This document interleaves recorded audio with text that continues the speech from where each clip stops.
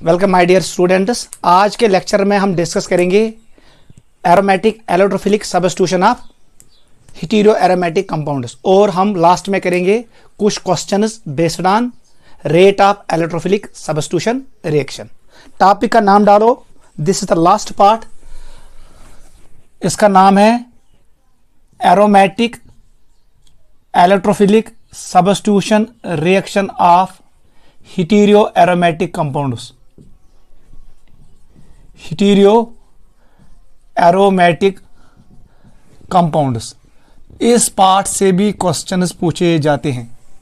ठीक है बेटा, इससे पहले मैंने आपको बोला हमने electrophilic substitution reaction of benzene discuss किया, फिर हमने डिस्कस किया डेरिवेटिव्स ऑफ बेंजीन। वहां पर मैंने आपको बोला जब हमने लिया क्लोरोबेंजीन, हमेशा हमें मिला दो प्रोडक्ट, एक ऑर्थो प्रोडक्ट था, दूसरा पैरा प्रोडक्ट था। Para was always dominant over ortho.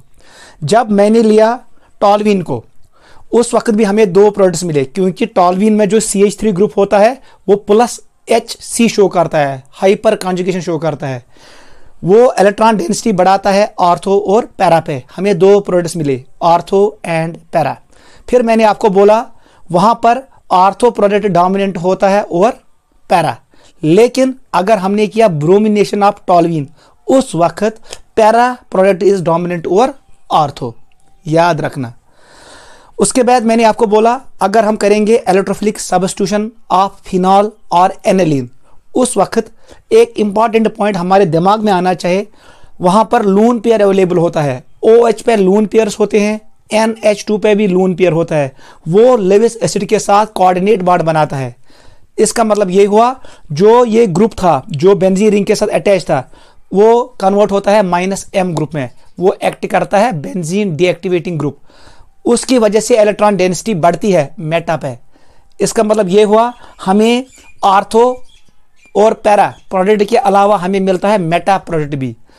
Meta percentage increases when we carry electrophilic substitution reaction of phenol and aniline. Aniline के वक्त परसेंटेज ऑफ मेटा प्रोडक्ट बहुत ज्यादा होता है, क्लियर, वो भी हमने डिस्कस किया। लेकिन इन रिएक्शन में भी हमें दो प्रोडक्ट्स मिलेंगे, ortho and para. Ortho product कम होता है, पैरा प्रोडक्ट ज्यादा होता है। इन केस ऑफ फिनॉल अगर हमारे पास इलेक्ट्रोफाइल है CHO फॉर्माइल ग्रुप, जब हम कैरी करते हैं राइमर रिएक्शन जिसका नाम है सैलिसिल्डिहाइड, वहां पर ऑर्थो प्रोडक्ट डोमिनेंट होता है, क्योंकि वहां पर हाइड्रोजन बॉन्डिंग होती है ऑर्थो पोजीशन पे, इंट्रा मॉलिक्यूलर हाइड्रोजन बॉन्डिंग गो ख्याल थाउन। अगर फिनॉल वीज कुंजाई इंट्रा मॉलिक्यूलर हाइड्रोजन बॉन्डिंग गई, ऑर्थो का परसेंटेज बढ़ेगा, अदरवाइज पैरा इज डोमिनेंट। ठीक है, ये हमने लास्ट क्लास डिस्कस किया इन डिटेल। आज हम करेंगे discuss aromatic electrophilic substitution of hetero aromatic compounds. ये भी एरोमेटिक कंपाउंड्स होते हैं, लेकिन यहां पर हेटेरो एटम होता है रिंग में, सल्फर होगा, नाइट्रोजन होगा, ऑक्सीजन होगा। जनरली यही तीन हम यूज करते हैं। ठीक है, इसमें भी क्वेश्चन पूछा जाता है। आप टॉपिक का नाम डालो। देखो बेटा, एस्निशिया मॉलिक्यूल्स, सबसे पहले हम यहां पर बनाएंगे बेंजीन। बेंजीन का स्ट्रक्चर, क्यूल स्ट्रक्चर ये होता है। अगर वो बना दो ये मॉलिक्यूल, इसका नाम है it's a pyrrole, it's a hetero aromatic compound. जो ये लून पेयर है it is part of resonance. ठीक है, इसका नाम है पायरॉल। यहां पर मैंने बनाया, चलो आगे बनाएंगे। यहां पर मैंने बनाया, इसका नाम है फ्यूरॉन। अगर मैंने ऑक्सीजन के बदले रिंग में सल्फर को डाला, इसका नाम पड़ता है थायोपीन। क्लियर छा? जो ये अंदर वाला लून पेयर है it is part of resonance, ये वाला पार्ट ऑफ रेजोनेंस है, ये भी एरोमेटिक है, एरोमेटिक 6 पाई सिस्टम्स है। क्लियर? इसका नाम है पायरॉल, इसका नाम है फ्यूरॉन और इसका नाम है थायोपीन। थायो वर्ड हमेशा यूज करते हैं जब सल्फर मौजूद होता है, थायोपीन। ठीक है, बेच ब्याह कंपाउंड, अगर हमने बेंजीन रिंग में नाइट्रोजन घुसाया, एक नाइट्रोजन, इस मॉलिक्यूल का नाम पड़ता है पाइरिडीन। क्या नाम है? पाइरिडीन। क्लियर? ऐसे ही हमारे पास दो मॉलिक्यूल और है।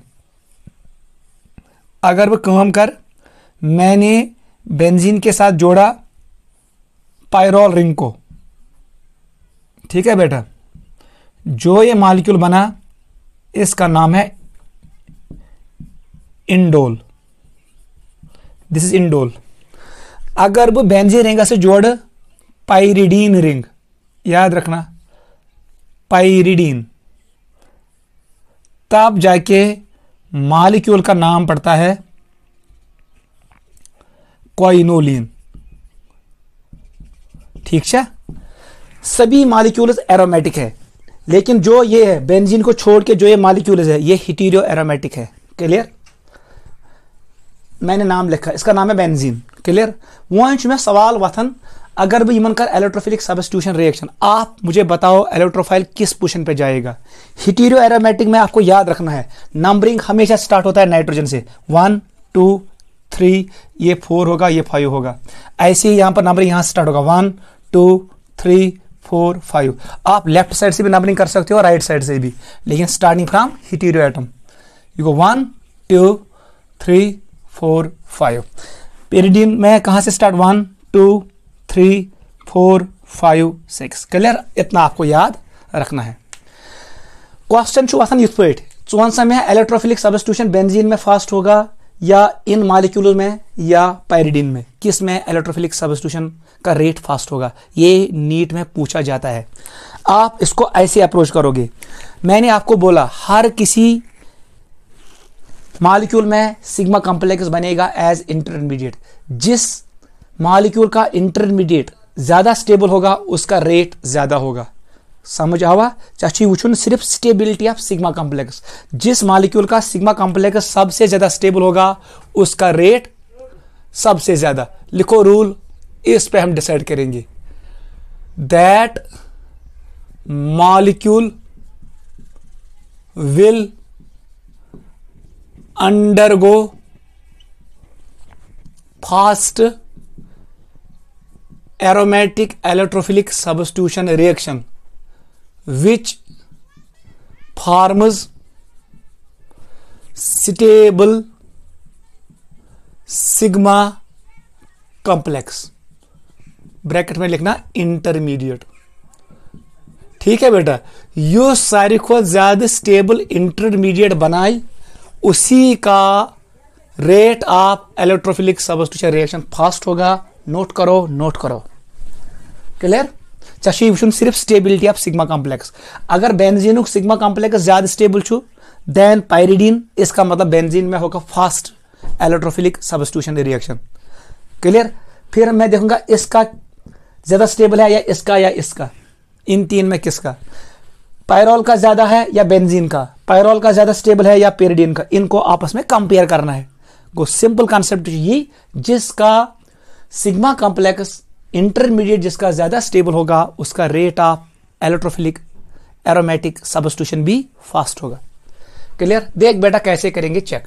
वन सा बेंजीनस मज यम साथ रात बनो सिग्मा कॉम्प्लेक्स, मैंने क्या किया, मैं बनाया तम साथ मैंने इस बॉन्ड को हटाया, यहां पर हाइड्रोजन था, इसके साथ अटैच था इलेक्ट्रोफाइल, ये इतना बने ये कार्बोकैटायन, इसमें रेजोनेंस होता है, it is allyl carbocation, resonance stabilizer carbocation. आप बनाओ पायरोल का इंटरमीडिएट, आप जो यहां बनेगा वैसे ही यहां पर बनेगा और वैसे ही यहां पर बनेगा, तीनों में एक जैसा बनेगा। वो सब बेटा क्या करेगा, सिर्फ रखा पाई बाड, जो ये पाई बाड है 2 और 3 के बीच में, इसको आप राइट साइड में भी ब्रेक कर सकते हो, लेफ्ट साइड में भी ब्रेक कर सकते हो। अगर वो गोबरी ब्रेक कारण ऐसे मैंने ब्रेक किया, इसको मैंने ऐसे ब्रेक किया, चौन सा तेल में इसका जो सिग्मा कॉम्प्लेक्स कैसे बनेगा, ये पाई बाड खत्म होगा, 2 पे आएगा प्लस चार्ज, यहां पर आएगा प्लस चार्ज। क्लियर? यहां पर 3 पे जुड़ेगा हाइड्रोजन और इलेक्ट्रोफाइल, पोजीशन नंबर 3 पे।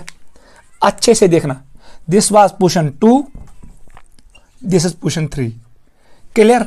यूस ये कार्बोकैटायन बने हो, इसको मिलता है back bonding, it is a back bonding stabilizer carbocation, stable carbocation है वो सब बेटा। अगर मैं बॉन्ड ऐसे ब्रेक करूं, इसका मतलब कॉम्प्लेक्स कैसे बनेगा, सिग्मा कॉम्प्लेक्स मुझे बताओ कैसा बनेगा, ये बनना तेलिस पेट। अगर आपने बॉन्ड ऐसे ब्रेक किया, इसका मतलब यहां पर आएगा इलेक्ट्रोफाइल, इसके साथ हाइड्रोजन जुड़ा था, इस पोजीशन पे बनेगा carbocation. This is 1 position, this is 2 and this is 3। इधर देखो बेटा, this is 4th, this is 5th। One सा बेटा, ये कार्बोकैटायन ये वाला स्टेबल है या ये वाला, कौन सा सिग्मा कॉम्प्लेक्स ज्यादा स्टेबल है?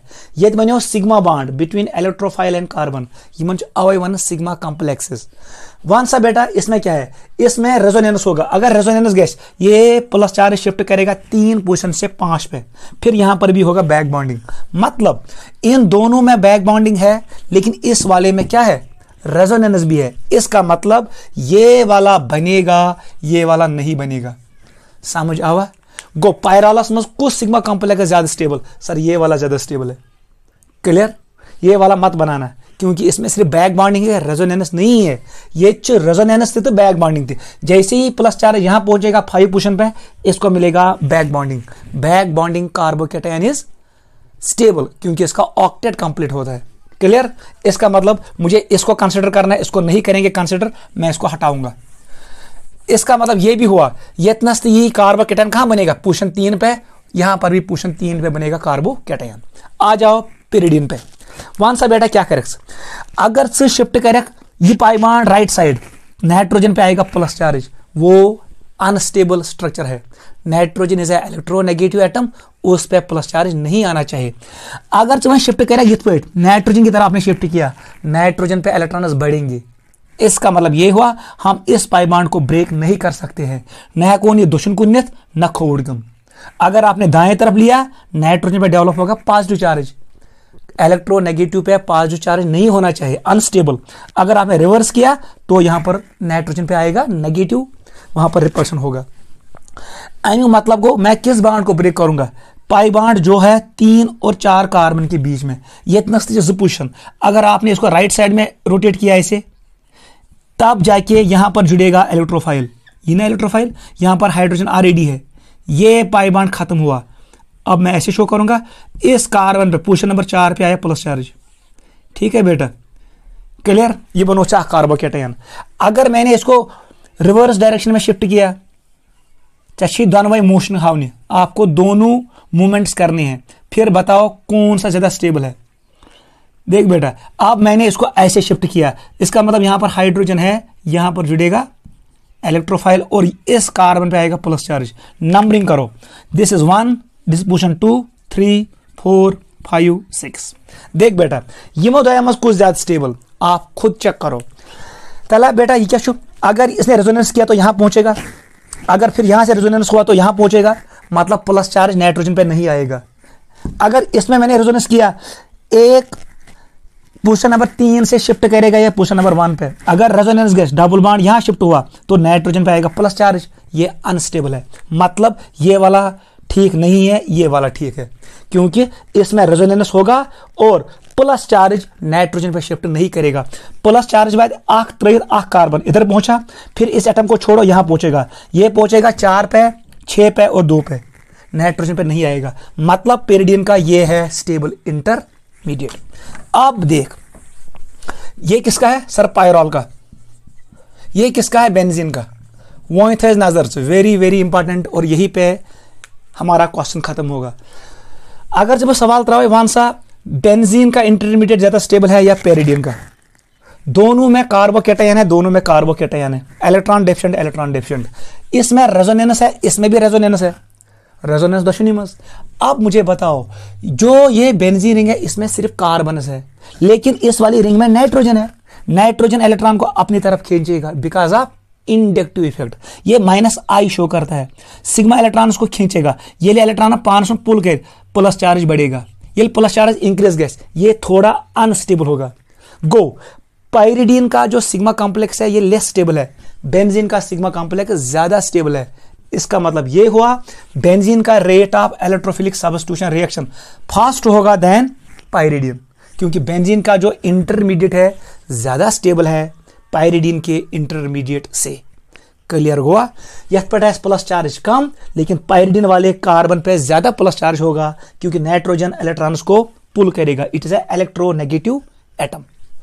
अब मुझे बताओ, बेंजीन ज्यादा स्टेबल किन पायरॉल? इसमें भी रेजोनेंस, इसमें भी रेजोनेंस। तो ये रेजोनेंस कर यहाँ पर आएगा प्लस चार्ज, इसको मिलेगा बैक बॉन्डिंग।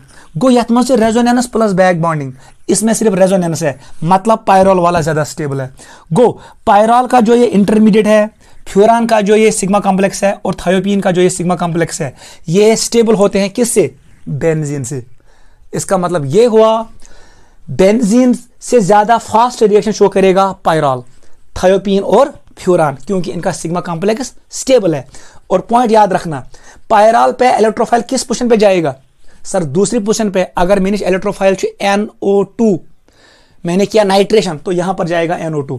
क्लोरीनियम आयन भी यहां पर जाएगा, ब्रोमिनियम आयन भी यहां पर जाएगा, सल्फोनियम आयन भी यहां पर जाएगा। अगर मैं करा फ्रीडल-क्राफ्ट अल्काइलेशन, तो यहां पर जाएगा मिथाइल ग्रुप, एसाइल कार्बोकैटायन भी यहीं पे जाएगा। वो इलेक्ट्रोफाइल जाएंगे पोजीशन 2 पे। यहां पर मुझे बताओ इलेक्ट्रोफाइल कहां पर जाएंगे? Sir it will move to position number 3। अगर वो इलेक्ट्रोफिलिक सबस्टिट्यूशन कर पाइरिडियनस, इलेक्ट्रोफाइल कहां पुट करना है? पोजीशन 3 पे। ट्रिक्स हमेशा खतर याद था ट्रिक्स याद था पेन, PEN कलम हसा। P स्टैंड्स फॉर पाइरिडियन, आपको नंबर याद रखना है 32, पेन 32। Electrophile goes to position 3, electrophile goes to position 3। Nucleophile goes to position 2, nucleophile position 2 पे जाता है इनके साथ पाइरिडियन। क्लियर?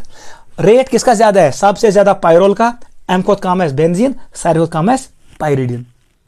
क्लियर? मतलब इन 3 का सबसे ज्यादा आएगा। अब मुझे बताओ इन 3 में फास्ट कौन है? वो डिपेंड करेगा नाइट्रोजन, ऑक्सीजन और सल्फर पे, इनकी इलेक्ट्रोनेगेटिविटी पे डिपेंड करेगा। मतलब ये त्रेहायन ज्यादा फास्ट इलेक्ट्रोफिलिक सबस्टिट्यूशन रिएक्शन, इनका इंटरमीडिएट, इनका जो सिग्मा कॉम्प्लेक्स है स्टेबल है, वो अभी मैं शो करूंगा। अब मुझे बताओ तला ये इंडोल, अगर बात कर इलेक्ट्रोफिलिक सबस्टिट्यूशन, बताओ इलेक्ट्रोफाइल किस रिंग के साथ अटैच होगा? बेंजीन वाली या पायरोल? जो स्टेबल सिग्मा कॉम्प्लेक्स बनाएगा। अभी मैंने कहा ये बनाए स्टेबल सिग्मा कॉम्प्लेक्स, इसका मतलब इलेक्ट्रोफाइल यहां जुड़ेगा। याद रखना, यहां पर डायरेक्ट मैंने लिखा पायरोल वाली रिंग पे जुड़ेगा। अगर जब बनाई पेरिडियनस रिंग जुड़े इलेक्ट्रोफाइल किन बेंजीन, अगर मैंने क्विनिलीन को किया इलेक्ट्रोफिलिक सबस्टिट्यूशन रिएक्शन, कौन बनाएगा स्टेबल सिग्मा कॉम्प्लेक्स? बेंजीन ज्यादा स्टेबल देन पाइरिडियन। इसका मतलब ये बेंजीन रिंग पे जुड़ेगा, इलेक्ट्रोफाइल यहां जुड़ेगा।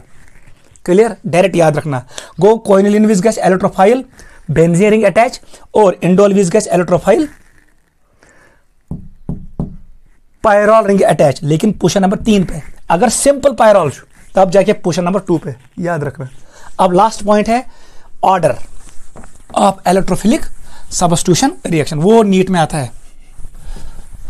तला 1, ये ऑर्डर आपको याद रखना है नीट और JEE के लिए।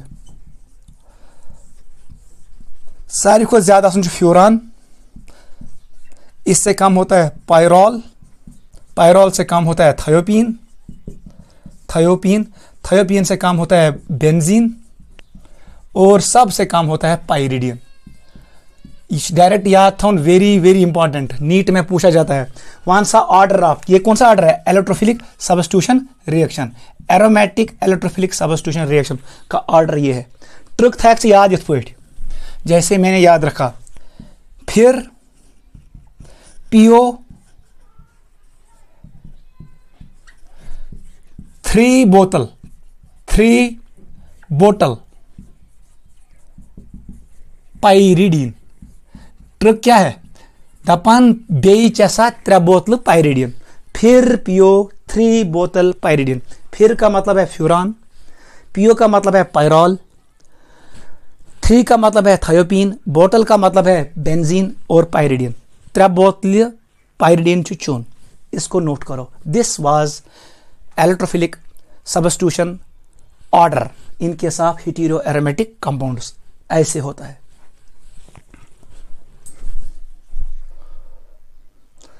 आ जाओ बेटा एक और मॉलिक्यूल पे, वो भी इंपॉर्टेंट है, उसका नाम है नेफ्थलीन। जल्दी करो, नेफ्थलीन। अगर वो सवाल दिमाई, ये है हमारे पास नेफ्थलीन, ये भी एरोमेटिक मॉलिक्यूल है। देख बेटा ये ऐसे होता है, दिस इज नेफ्थलीन।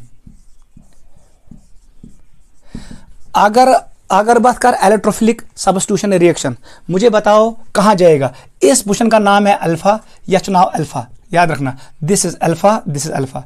इसको कहते हैं हम beta, this is beta, this is beta, this is beta. Clear? चलो मैं इसको पकड़ता हूं।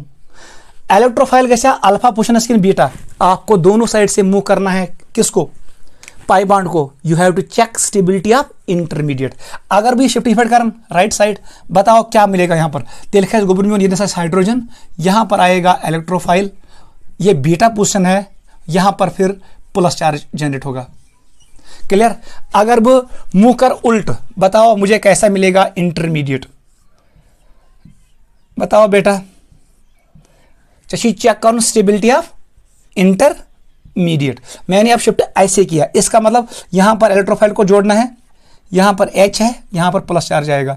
आपको पता है ये वाला क्या है sir? This is alpha position, this is beta. चलो मैं इतना ही बताऊंगा, अल्फा एंड बीटा। वहां सा कुछ इंटरमीडिएट से ज्यादा स्टेबल, ऊपर वाला या नीचे वाला, जो स्टेबल होगा वही बनेगा।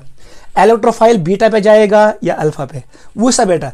अगर ये प्लस चार्ज, अगर आपने मूव किया, इसका मतलब यहां पर एरोमेटिसिटी इसको कम होगा। ये यहां पर मूव नहीं कर सकता है क्योंकि ये मिसाल इतना sp3 कार्बन। लेकिन अगर ये वाला मैं बनाऊंगा, ये वाला, ये करेगा रेजोनेंस, इसमें रेजोनेंस होगा, इस वाले में रेजोनेंस नहीं होगा। मतलब ये वाला स्टेबल है, ये वाला अनस्टेबल है। इसका मतलब इलेक्ट्रोफाइल हमेशा जाएगा पोजीशन अल्फा पोजीशन पे, क्योंकि अल्फा पोजीशन वाला बनाता है स्टेबल कार्बोकेटाइन, इसमें रेजोनेंस पॉसिबल है। लेकिन यहां पर रेजोनेंस पॉसिबल नहीं है। अगर से मुंह कोर्स खोड़न, इसकी एरोमेटिसिटी खत्म होगी, राइट साइड ये मूव नहीं करेगा, लेकिन ये राइट साइड में मूव करेगा, ये यहां पर पहुंचेगा। समझा यून? तेलगस इलेक्ट्रोफाइल हमेशा कत पोजीशन पे? Alpha position. याद रखना, नेफ्थलीमीड्स का समझो इलेक्ट्रोफाइल किस पोजीशन पे? हमेशा ये जाता है अल्फा पोजीशन पे। अल्फा पोजीशन मैंने आपको बोला, नोट करो।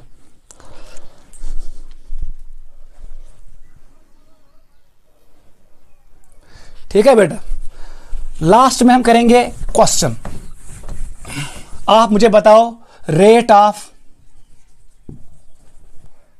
एरोमेटिक इलेक्ट्रोफिलिक सब्स्टिट्यूशन रिएक्शन का रेट क्या है? क्वेश्चन ऐसा है, मैं दूसरी चाहिए स्प्रेड मॉलिक्यूल, नीट में ये क्वेश्चन भी आता है, एनिलीन।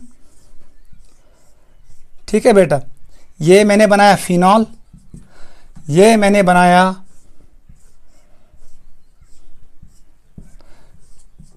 एनिसॉल, ये ईथर है, और यहां पर मैंने बनाया क्लोरोबेंजीन। म्योन सवाल छो किसका इलेक्ट्रोफिलिक सब्स्टिट्यूशन रेट फास्ट होगा? जल्दी बताओ। चशी वुचुन स्टेबल इंटरमीडिएट। देख बेटा, अगर भी ये शिफ्ट कर गोबर युकुन, इधर यहां पर प्लस चार्ज जनरेट होगा, यहां पर आया इलेक्ट्रोफाइल, यहां पर H होगा। क्लियर? इसको शिफ्ट करो, इधर आएगा इलेक्ट्रोफाइल और यहां पर H ऑलरेडी है, यहां पर प्लस चार्ज, अलाइल कार्बोकेटायन। इसको शिफ्ट करो, यहां पर इलेक्ट्रोफाइल, यहां पर H, यहां पर प्लस चार्ज। इसको शिफ्ट करो, यहां पर इलेक्ट्रोफाइल, यहां पर H, यहां पर प्लस चार्ज। वहां चूशन कोस्ट ज्यादा स्टेबल। ये ग्रुप क्या है सर? प्लस M, ये इलेक्ट्रॉन देता है, इसका प्लस M ज्यादा है, ये इसको करेगा बैक बॉन्डिंग, स्टेबलाइज। ये करेगा स्टेबलाइज, ये इसके साथ करेगा और ये इसके साथ। मुझे बताओ प्लस M किसका ज्यादा है? ये में ज्यादा प्लस M ऐसे, वो सबसे ज्यादा स्टेबलाइज करेगा इंटरमीडिएट को। सारी को ज्यादा प्लस M चाहिए मिस। इसका मतलब रेट किसका ज्यादा होगा? मॉलिक्यूल A का ज्यादा होगा, then B, then C, then D। आप क्या चेक करोगे? Stability of intermediate. अगर से वो बनाई बजन था बेंजीन, बेंजीन का स्लो होगा, क्योंकि जो ये रिएक्शन है it depends on stability of intermediate. Benzene का इंटरमीडिएट कम स्टेबल होगा, लेकिन क्लोरोबेंजीन का इंटरमीडिएट ज्यादा स्टेबल होगा। इसको मिलता है बैक बॉन्डिंग, इसका ऑक्टेट कंप्लीट होता है। Rate of electrophilic substitution order ये होगा। एनिलीन का ज्यादा होगा देन फिनॉल, फिनॉल का ज्यादा होगा देन एनिसॉल, और उसका ज्यादा होगा देन क्लोरोबेंजीन। बसंत राव सवाल, fluorobenzene, chlorobenzene, bromo and iodo.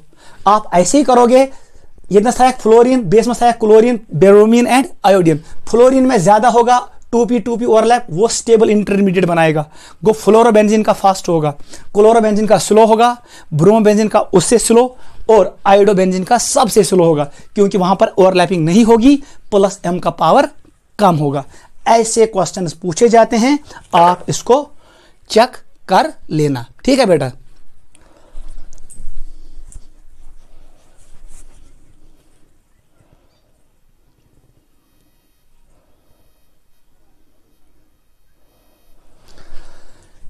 ठीक है बेटा, सबसे पहले आपको बनाना है इंटरमीडिएट। क्वेश्चन अगर कहाँ थी आप उनको कर सकते हो, आप घर में इस क्वेश्चन को करना। ठीक है बेटा, बताओ घर खतर क्वेश्चन, आप इस क्वेश्चन को घर में सॉल्व करना। क्वेश्चन ऐसे है, आपको बताना है rate of electrophilic aromatic substitution.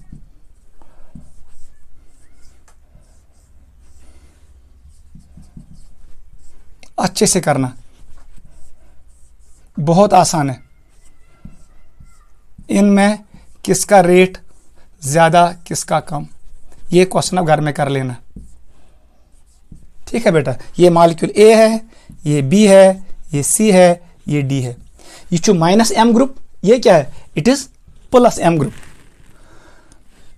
Plus M. और ये है माइनस आई भी है और प्लस एम भी है, लेकिन प्लस एम से डिसाइड करना।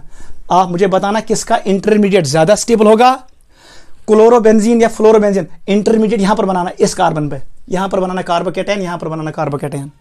उसकी स्टेबिलिटी को देखना, ये इतना सिग्मा कॉम्प्लेक्स ज्यादा स्टेबल है, उसका रेट ज्यादा होगा। इसको चेक करना, ये मोर देन सफिशिएंट है। ठीक है बेटा, टेक केयर, बाय।